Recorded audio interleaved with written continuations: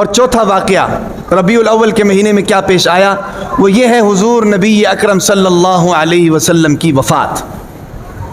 حضور نبی اکرم صلی اللہ علیہ وسلم کی وفات بھی اس ربیع الاول کے مہینے میں ہوئی تھی۔ اس کو بھی ہم لوگ بیان نہیں کرتے۔ حضور نبی اکرم صلی اللہ علیہ وسلم کی ولادت کو تو بیان کرتے ہیں کیونکہ وہ چاہتی ہے عوام کو واقعات سننے کو مل جائیں، ہیں بھائی حضور کی ولادت کس طرح ہوئی تھی، کیا واقعات رونما ہوئے تھے، اور پھر سبحان اللہ کہہ دیتے ہیں، اس سے زیادہ اور کچھ نہیں کرتے۔ اور اس کے بعد بعثت بھی اسی ربیع الاول کے مہینے میں ہوئی، ہجرت بھی اسی ربیع الاول کے مہینے میں ہوئی۔ یہ ہم لوگ نہ بیان کرتے ہیں اور نہ سننا چاہتے ہیں۔ اسی لیے نہیں سننا چاہتے ہیں کہ کہیں یہ نہ ہو کہ بعثت بیان ہوگی تو بعثت کا مقصد بیان ہوگا، اور جب بعثت کا مقصد بیان ہوگا تو پھر جناب ہماری عیاشیاں ختم ہو جائیں گی، ہمیں حرام چھوڑنا پڑے گا، ہمیں رشوت چھوڑنی پڑے گی، ہمیں دھوکہ چھوڑنا پڑے گا، ہمیں ناجائز کاروبار چھوڑنا پڑے گا، ناجائز منافع چھوڑنا پڑے گا، ہیں بھائی۔ اور ہجرت بھی اس لیے بیان نہیں ہوتی کہ اگر ہجرت بیان ہوگی تو پھر جناب ہمیں ہر اس جگہ کو چھوڑنا پڑے گا جہاں ہمارے ایمان کو خطرہ ہے، ہر اس جگہ کو چھوڑنا پڑے گا۔ سمجھ آ رہی کہ نہیں؟ چوتھا واقعہ جو ہے اس مہینے میں کیا ہوا تھا، وفات کا واقعہ، کہ حضور نبی اکرم صلی اللہ علیہ وسلم کی وفات بھی اسی مہینے میں ہوئی تھی، اور حضور نبی اکرم صلی اللہ علیہ وسلم کی وفات کو بیان نہیں کرتے ہیں۔ اس کی وجہ یہ ہے کہ حضور نبی اکرم صلی اللہ علیہ وسلم نے اپنے وفات کے وقت جو باتیں ارشاد فرمائی تھی، جو احکامات حضور نبی اکرم صلی اللہ علیہ وسلم نے دیے تھے، ہم نے ان میں سے ایک بھی حکم کو نہیں مانا ہے۔ اگر حضور نبی اکرم صلی اللہ علیہ وسلم کی وفات بیان ہوگی تو پھر ہمیں ہر حکم کو ماننا پڑے گا۔ حضور نبی اکرم صلی اللہ علیہ وسلم نے کیا ارشادات فرمائے تھے؟ اللہ کے نبی نے جاتے ہوئے فرمایا کہ نماز کو نہیں چھوڑنا۔ آج ہماری نمازوں کی حالت دیکھ لو۔ حضور نبی اکرم صلی اللہ علیہ وسلم نے ارشاد فرمایا تھا کہ بھئی خواتین کے ساتھ حسن سلوک کرو، آج ہمارے خواتین کے ساتھ حسن سلوک کی حالت دیکھ لو۔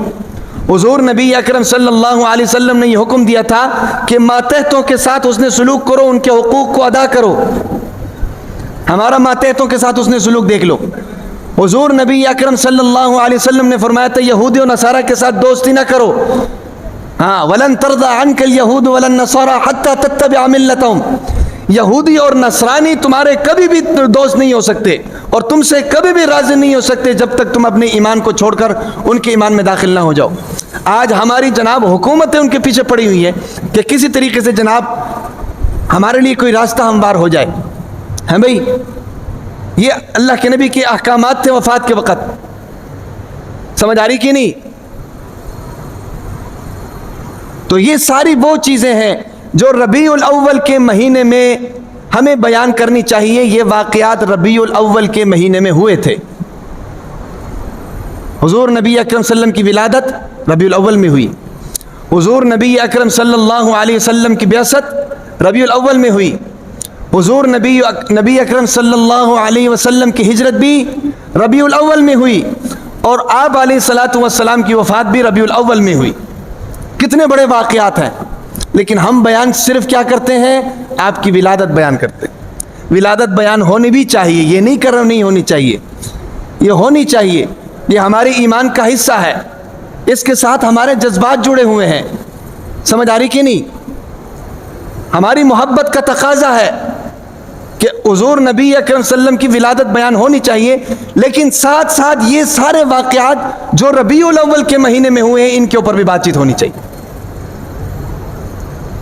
اور جب وفات کا وقت آیا تو حضور نبی اکرم صلی اللہ علیہ وسلم نے جب آخری حج ادا کیا، آخری اور پہلا حج 9 ذی الحج منا کے مقام پر، حضور نبی اکرم صلی اللہ علیہ وسلم نے اعلان فرمایا۔ کیا اعلان فرمایا؟ کہ لوگو الیوم اکملت لکم دینکم واتممت علیکم نعمتی ورضیت لکم الاسلام دینا۔ اے لوگو آج کے دن میں نے اس دین کو مکمل کر لیا، اس دین کو مکمل کر لیا۔ جس دین کی شروعات یا جس رحمت کے بارش کی شروعات اقرأ بسم ربک الذی خلق سے شروع ہوئی تھی، اس رحمت کی بارش کا آخری قطرہ الیوم اکملت لکم دینکم واتممت علیکم نعمتی کی آیت ہے۔ اللہ کے نبی نے اعلان فرمایا کہ آج کے دن میں نے اس دین کو مکمل کر لیا۔ وَأَتْمَمْتُ عَلَيْكُمْ نِعْمَتِي، اور اپنے نعمتیں آپ کے اوپر نچھاور کر دی. وَرَضِيتُ لَكُمُ الْإِسْلَامَ دِينًا، اور اسلام کو بطور دین آپ کے لیے پسند کیا ہے. یہ آخری خطبہ حضور نبی اکرم صلی اللہ علیہ وسلم کا ہے. سمجھ آ رہی کہ نہیں؟ اور بھی بہت سی باتیں. اب اس آیت کا تقاضا کیا ہے؟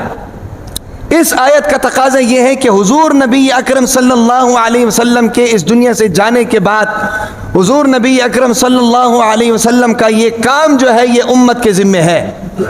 تقاضا یہ ہے، نبیوں والا کام یہ امت کے ذمہ ہے. لیکن بدقسمتی یہ ہے ہم نے یہ سارا کام جناب رائے والوں کے ذمہ لگا دیے. تبلیغ کا کام رائے والوں کے ذمہ لگا دیے کہ بھئی یہ آپ کرو. ہم نے تو جناب کاروبار کرنا ہے، ہم نے تو جناب بزنس کرنا ہے، ہم نے تو جناب اپنے گھر کے اخراجات اٹھانے ہیں، بچوں کے اخراجات اٹھانے ہیں، تعلیم کے اخراجات اٹھانے ہیں. آپ ایمان سے بتائیں، اپنے گریبان میں جھانک کر بتائیں کہ ہم مسلمان ہیں. ہمارا ایک دینی فرض ہے، ہمارا ایک دینی فرض ہے کہ ہم اچھائی کو پھیلائیں. اللہ تعالیٰ نے قرآن مجید میں کیا فرمایا کہ کنتم خیر امۃ اخرجت للناس تأمرون بالمعروف وتنہون عن المنکر، کہ تم سب سے بہترین امت ہو. کس بنیاد پر؟ اسی بنیاد پر بہترین امت ہو کہ تم لوگوں کو بھلائی کی طرف لے کر آتے ہو اور لوگوں کو برائی سے بچاتے ہو. اب آپ اپنے گریبان میں، ہم سب اپنے گریبان میں جھانک کر یہ نتیجہ نکالیں کہ ہم 24 گھنٹے میں کتنے لوگوں کو نماز کے لیے بلاتے ہیں، کتنے لوگوں کو نیکی کی طرف جناب لے کر آتے ہیں، کتنے لوگوں کو سمجھاتے بجھاتے ہیں اور اللہ کی نافرمانی سے روکتے ہیں. اپنے گریبان میں جھانکیں. صبح جناب نماز کے لیے اٹھنے کے لیے تیار نہیں ہے، لیکن فکس 7 بجے بچوں کو اسکول چھوڑنے کے لیے تو اٹھ جاتے ہیں. ہاں بھائی، ظہر کی نماز پڑھنے کے لیے تیار نہیں، لیکن بچوں کو اسکول سے لانے کے لیے اویلیبل ہے. اللہ کے احکامات پر عمل کرنے کے لیے تیار نہیں، لیکن جناب گھر والوں کے ڈیمانڈز پورے کرنے کے لیے صبح شام ایک کر دیتے ہیں، حلال حرام ایک کر لیتے ہیں، جائز ناجائز ایک کرتے ہیں کہ نہیں بھائی؟ اور پھر جناب سینہ تان کر کہتے ہیں کہ ہم مسلمان ہیں. دنیا کے اندر یاد رکھیں صرف 2 قومیں، فَمِنْكُمْ كَافِرٌ وَمِنْكُمْ مُؤْمِنٌ. ایک ایمان والا اور دوسرا کافر، اور دونوں کے ذمہ ایک کام ہے. دونوں کے ذمہ کام ہے. دونوں کے ذمہ کیا کام ہے؟ کافر کے ذمہ کام یہ ہے کہ بھئی تم ایمان لے کر آؤ، اسلم تسلم، کہ تم ایمان لے کر آؤ تمہیں سلامتی ملے گی. کافر کے ذمہ یہ کام ہے. اور مسلمان کے ذمہ کیا کام ہے؟ مسلمان کے ذمہ کام یہ ہے کہ تم اپنے دین کو کافر تک پہنچاؤ، دلائل کے ساتھ، حقائق کے ساتھ کافر تک پہنچاؤ، اس کو سمجھاؤ. یہ مسلمان کے ذمہ کام ہے. اور اگر مسلمان اپنے ذمہ جو کام لگایا گیا ہے اللہ تعالیٰ کی طرف سے اس کو اگر پورا نہیں کرے گا تو ہوگا کیا؟ سوال یہ بنتا ہے، ہوگا یہ کہ کافر اپنے کفر کو آپ تک پہنچا دے گا جو پہنچا رہا ہے. کافر اپنے کفر کو آپ تک پہنچا دے گا. یہ جو ہم لوگ کہتے ہیں نا جی یہودیوں کے پروڈکٹس کا بائیکاٹ کریں، یہودیوں کے پروڈکٹس کا بائیکاٹ کریں، ٹھیک ہے، یہ ہمارے ایمان کا تقاضا ہے، ہمارے ایمان کا تقاضا ہے. لیکن صرف یہ کام کافی نہیں ہے، صرف یہ کام کافی نہیں. یہ کچھ عرصے کے لیے ہوگا، اس کے بعد پھر وہی سسٹم شروع ہوگا. اور اس مہم میں کافی حد تک ہم کامیاب بھی ہو گئے ہیں. اور میں آپ کو ایک مزے کی بات بتاؤں، اس مہم میں کامیاب ہونے کے لیے سب سے زیادہ کردار پتہ ہے کس نے ادا کیا ہے؟ کوئی بتاؤ بھائی. نہیں، سوشل میڈیا نے تو کیا ہے، وہ تو ہمارے سامنے ہے، لیکن وہ کردار جو ہمارے سامنے نہیں ہے لیکن اس نے سب سے زیادہ کردار ادا کیا. سب سے زیادہ کردار اس مہم کے اندر آپ کو پتہ ہے اسکول کے ٹیچرز نے ادا کیا. ہاں، اسکول کے ٹیچرز نے ادا کیا. میں ایک دکان پہ گیا، دکاندار نے کہا کہ حضرت یہاں پر تو بچے آتے ہیں اسکول کے لیے کوئی لنچ لے کر جاتے ہیں، ساتھ میں ان کے جو والدین ہوتے ہیں وہ کوک کی بوتل پکڑتے ہیں نا، تو وہ کوک کی بوتل ان سے لے لیتے ہیں، کوک کی بوتل ان سے لے کر اس کو پھینک دیتے ہیں کہ یہ یہودیوں کا پروڈکٹس ہے. اور اس میں سب سے زیادہ کردار اساتذہ اکرام کا ہے. اس لیے تو نہیں کہ بھئی استاد کو قوم کا معمار کہا گیا ہے. اور انہی اساتذہ اکرام سے میری یہ گزارش ہے کہ صرف اس بات کو اس حد تک نہ رکھیں، بچوں کے اخلاق پر بھی محنت کریں، بچوں کے تہذیب پر بھی محنت کریں، بچوں کے اسلامی تعلیمات پر اور اسلامی ذہن سازی پر بھی اساتذہ اکرام محنت فرمائے. تو سب سے زیادہ کردار اساتذہ اکرام کا ہے، چاہے وہ مدارس کے ہیں یا اسکول کے ہیں. انہوں نے بچوں کے اوپر محنت کی ہے اور یہ محنت کا سلسلہ جاری اور ساری رہنا چاہیے. یہ قوم کا مستقبل ہے بھائی. آج آپ ان کو یہ سکھائیں گے، کل کو یہ اپنی اولاد کو یہ سکھائیں گے. تو میں بتا رہا تھا کہ یہ جو ہمارا بائیکاٹ مہم ہے نا جی مسلمان ممالک کا یہودی پروڈکٹس کا، یہ اس کا تشفی علاج نہیں ہے، یہ کافی نہیں ہے۔ اس کا تشفی علاج کیا ہے؟ اس کا تشفی علاج یہ ہے کہ مسلمان جو تاجر ہیں ان کو غیرت کرنی چاہیے، ان کو غیرت کرنی چاہیے، ان کو ان کے مقابلے میں آنا چاہیے، ان کو محنت کرنی چاہیے۔ سمجھ آ رہی کہ نہیں؟ جب وہ محنت کریں گے تو لوگ یہودی پروڈکٹس استعمال نہیں کریں گے، اپنی پروڈکٹس کی کوالٹی بہتر کریں، معیار بہتر کریں، ان کی قیمتیں مناسب کریں، ہیں بھائی، ہر چیز مینٹین کریں، لوگ آپ کی چیز لیں گے، ہمیں محنت کرنے کی ضرورت بھی نہیں پڑے گی، یہودی پروڈکٹس لینے کی ضرورت ہی نہیں پڑے گی۔ وہ معیار اگر آپ ہمیں دیتے ہیں بھائی، اسی قیمت پر وہ معیار اگر آپ ہمیں دیتے ہیں تو ہمیں یہودیوں کی پروڈکٹس لینے کی کیا ضرورت ہے؟ اب سوال یہ ہے نا کہ ایک سٹور میں اگر آپ چلے جائیں تو ہمارے لیے ڈھونڈنا مشکل ہو جاتا ہے کہ پاکستانی پروڈکٹس کہاں ہیں۔ ہر طرف یہودی پروڈکٹس ہیں، شیمپو اٹھا لیں جناب آپ، پالش اٹھا لیں جناب آپ، کھانے پینے کی کوئی چیز اٹھا لیں، سارے یہودی پروڈکٹس ہیں۔ ہمارے مسلمانوں کے پاس تو اتنی غیرت ہی نہیں ہے کہ وہ اپنا پروڈکٹس بنا کر جناب مارکیٹ میں لے کر آئے۔ سمجھ آ رہی کہ نہیں؟